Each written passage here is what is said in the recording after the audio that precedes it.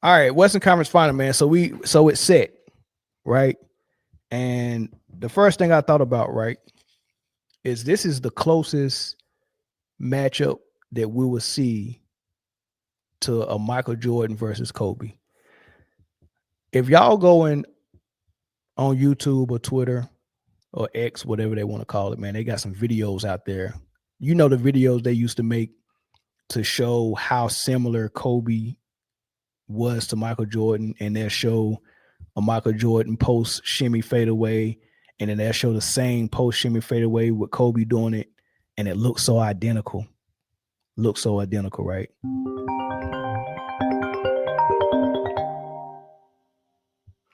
Well, they got the same thing going for Anthony Edwards and Michael Jordan, and they got the same thing for SGA and Kobe.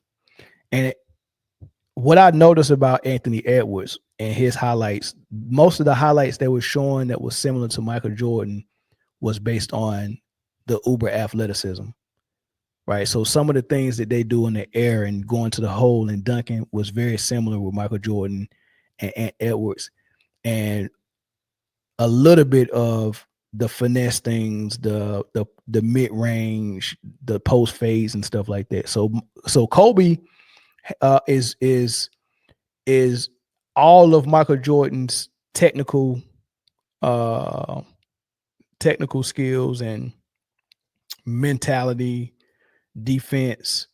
Like Kobe got all of that with Jordan, but he don't have all the athleticism that Jordan has.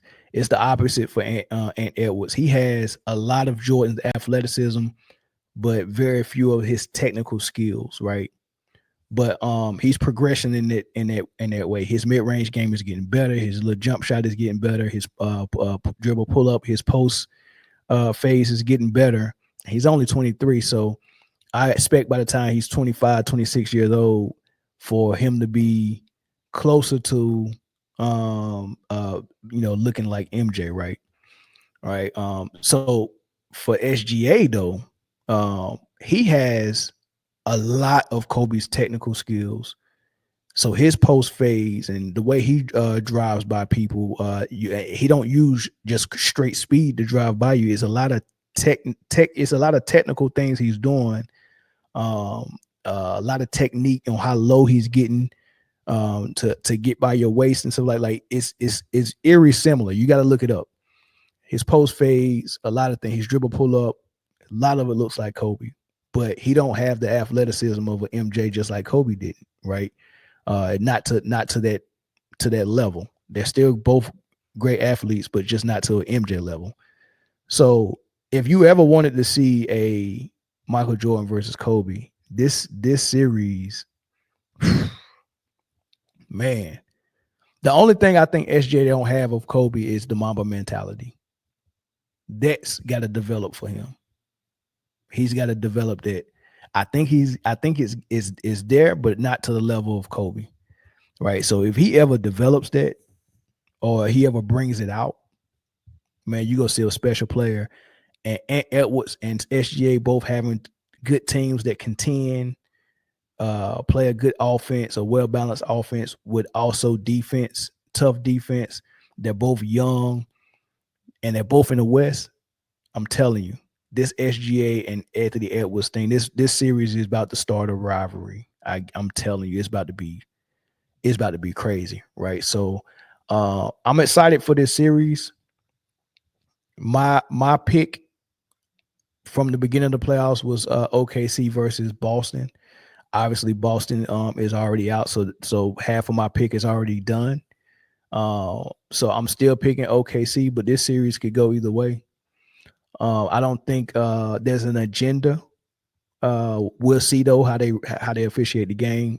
The agenda in the previous series we just talked about was the kind of handicap OKC a little bit to help the outmatched Denver Nuggets kind of survive a little bit. So I think Denver outright won one of those games hands down. I think OKC gave game one away, and I think the refs gave them a game about how they called the game. That was the game that they had 32 free throws, and OKC had like 18 or something like that, right? Or probably less than that, right? So I think those 3 games was one OKC BSing in the fourth quarter. The refs gave Denver a game, and Denver took a game. That's how they got those 3 games. But they tried everything they could to keep that series close. I don't know why, but they did. But I don't think they have an agenda in this series. So I think we're going to see the closest thing to pure basketball with an outcome that's not influenced, right? So this is going to be a joy to watch. It's always a joy to watch when there's no agenda to be pushed. It feels good not to have LeBron, Luka, and the Lakers in the playoffs, because that's always an agenda. Teams can't get a fair shake against them most times. It's good not to have Steph Curry in the playoffs, because they always have an agenda to help them out as well. It's good not to see Denver in anymore, because there's an agenda there as well. So the 4 teams that are left is, it's pretty much the NBA taking a turn, turning the page on this previous era of basketball that have been going in a downward trajectory, right? Where they're turning the page from LeBron, they're turning the page from Curry, they're turning the page from triple-double basketball and rewarding it. They're giving the MVP to a person that's playing lockdown defense and leading a team to a number 1 defensive team, and he's also gotten the scorer title this year. So scoring and defending and winning is now being put back in the forefront, right? And what have I always told y'all about the MVP or any award? Offensive value, defensive value, team success. That's scoring, defending, and winning. Those are the 3. That is the triple-double that I think about: scoring, defending, and winning. Scoring, defending, and winning. That is what I look for. That is the trifecta. That is the triangulation. That is the triple threat that I look at: scoring, defending, and winning, right? And if you look at it, SGA won the scoring title. He's leading the number 1 defensive team on top of him playing great defense as well. And his team is winning. That's going to equal MVP. So we're turning the page. Triple-double basketball and stats is not going to do it anymore. The NBA is getting back to the basics. They're getting back to defense and winning.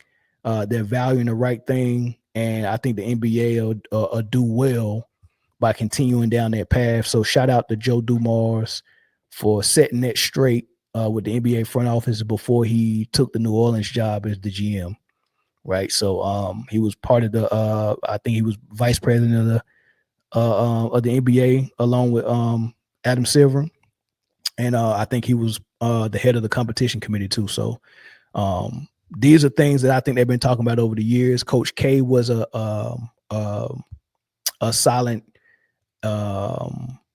contributor or what a silent advisor to the NBA front office, according to Adam Silver. And he said that the meetings when they was trying to figure out how to fix the NBA, he said Coach K, and I quote, said, "Adam, the fans like defense too."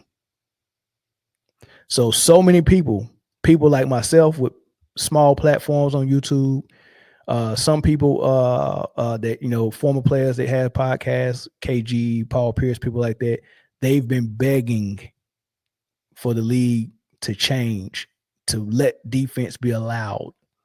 They've been begging and begging and begging. Adam Silver didn't want to do it, but this year he finally woke up. I think last year did it when the All-Star game was so bad that President Obama had to call him out and said, nobody want to watch that. This is horrible. He told Tyrese Halliburton that in the interview, it's horrible. Nobody want to watch our All-Star game. And Adam Silver invited Larry Bird, because the All-Star game was in Indiana last year. And they invited Larry Bird in the locker room to talk to the team, to beg them to play with some heart. And they went out there and stunk it up. And I mean, I think between Tyrese Halliburton and Dame Lillard, I think they shot 23 pointers apiece. logo shots. I mean, it was disgusting. They had Larry Legend come in there and talk to them, and a year later, it leaked out that after Larry walked out of the locker room, that LeBron James looked at everybody and rolled his eyes like, "Man, we ain't doing that shit." Disrespected Larry Legend like that and the freaking commissioner. He didn't even want to give the daggone MVP to the winning team. If you go and listen to that footage when he said, Giannis, well, your team won, so here you go. I mean, it's just sad the way he gave him the MVP. Y'all go back and listen to that. When he gave the MVP to Giannis, go back and listen to it. I did a video on it. Go listen to how Adam gave the MVP to Giannis. It was horrible. Right. But as far as the conference finals, man, it's gonna be good. Two defensive teams, two superstars who are going to be in the MVP running for years to come. And now we're turning the page from triple double and stat patters and stat stuffers, and that's not important anymore. What's important is defense, scoring, and winning. The whole NBA landscape is going to look a whole lot different, especially with Scott Perry getting hired where he got hired, and New Orleans hiring Joe Dumars.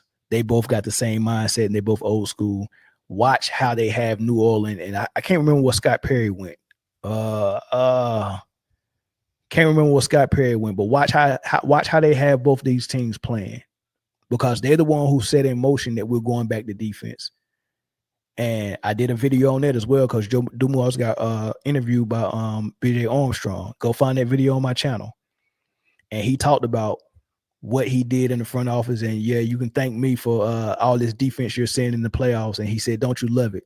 And they asked him, "Are you going to have New Orleans playing this brand of basketball?" He was like, I love defense. There's no doubt that my team will be playing physical, tough defense, bad boy Piston style basketball. So should look out for that in New Orleans. The NBA is about to change, y'all. The NBA is about to change, and people like Luka and Jokic know that their time is coming. They might as well just team up together.